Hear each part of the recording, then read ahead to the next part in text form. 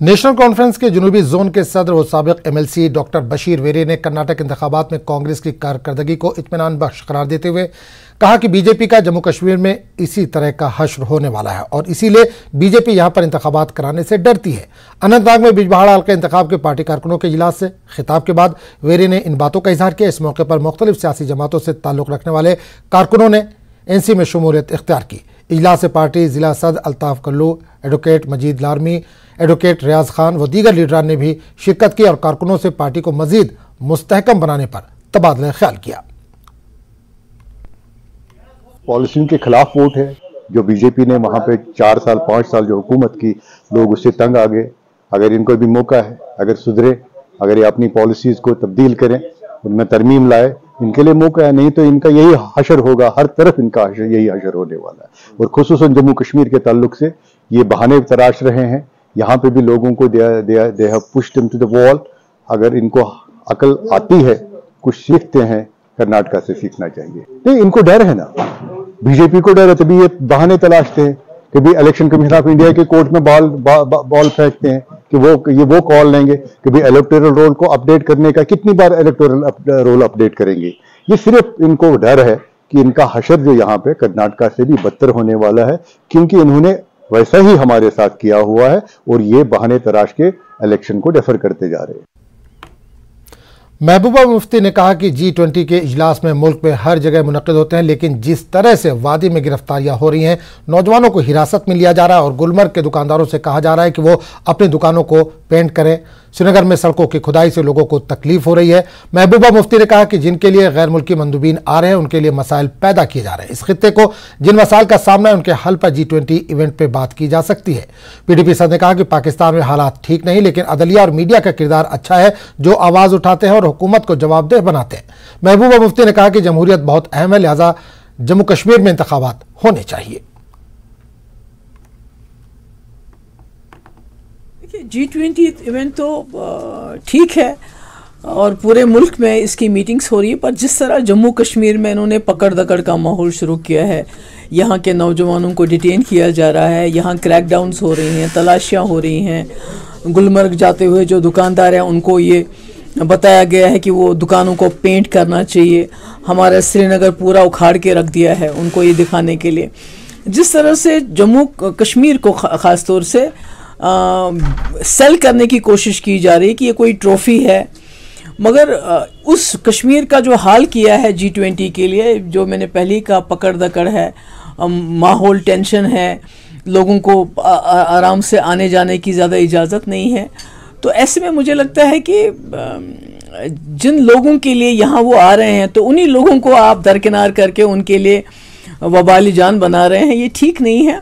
और इससे बड़ी बात यह है कि G20 से अहम साख है हमारे मुल्क के लिए, क्योंकि इस खित्ते के जो मसले मसाइल हैं वो उसमें डिस्कस हो सकते हैं और मुल्क को मौका मिल सकता है इस रीजन की जो लीडरशिप है उसको इस रीजन में कायम करने का। और जैसे पाकिस्तान में इसको जो हालात हैं उस पर जो साख, अगर यहाँ मीटिंग बुलाई जाए, उसमें सारे तमाम इस रीजन के लोग होंगे, एक अमन बहाली की बात होगी।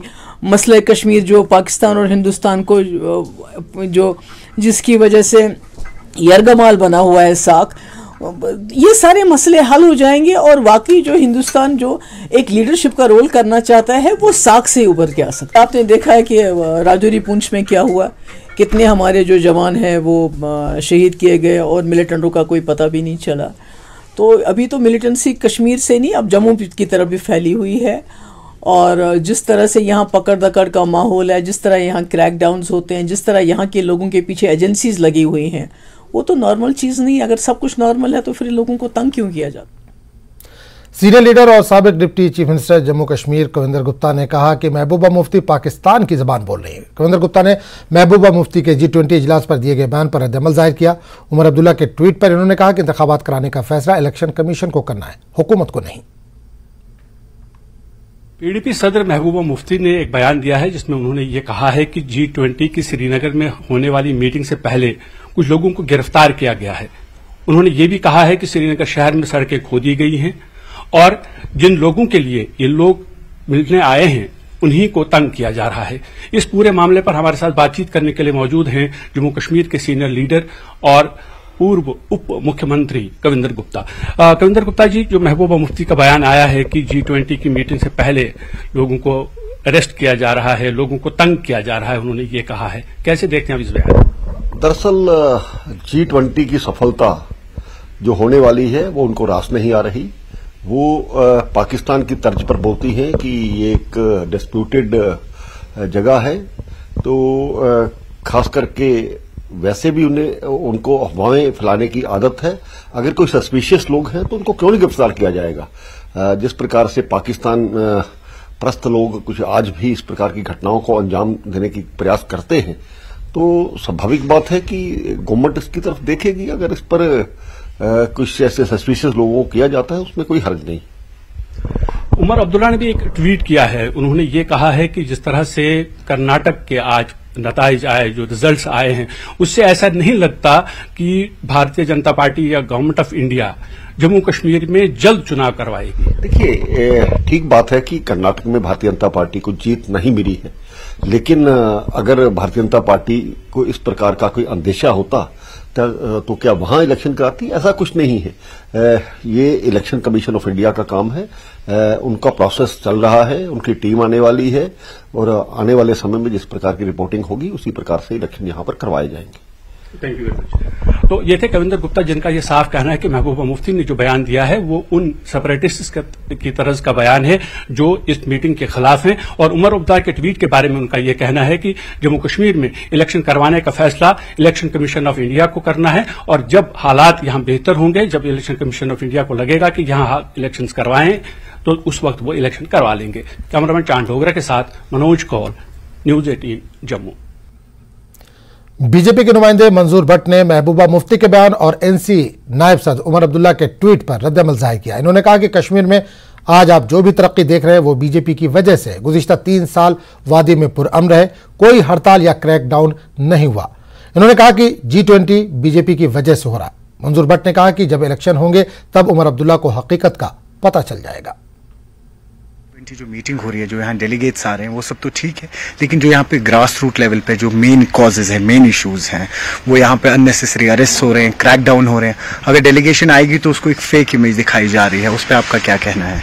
मैं समझता हूँ कि आपके चैनल के माध्यम से मैं महबूबा मुफ्ती साहिबा को ये बताना चाहूंगा कि जो आप आज हालात देख रहे हैं, ये जो आपने पिछले 30-40 सालों से यहाँ की जो रीजनल पार्टीज ने यहाँ के नौजवानों को जो कांटे चुभाए हैं, हमारे प्राइम मिनिस्टर नरेंद्र मोदी साहब उन्हीं को निकालने का काम कर रहे हैं। और जो अब हालात आज इन 3 सालों में देख रहे हैं, जो बदले हैं, जमीन और आसमान का फर्क है, ये सिर्फ और सिर्फ प्राइम मिनिस्टर नरेंद्र मोदी साहब का ही, उसी की देन है। आपको पता है 2016 में अगर हम नौजवानों की बात करें तो हजारों की संख्या में नौजवानों को इसी जब चीफ मिनिस्टर थी अंधा कर दिया गया पैलेट गन की वजह से। आज पैलेट गन तो पिछले 4 साल से कहीं दिखा नहीं।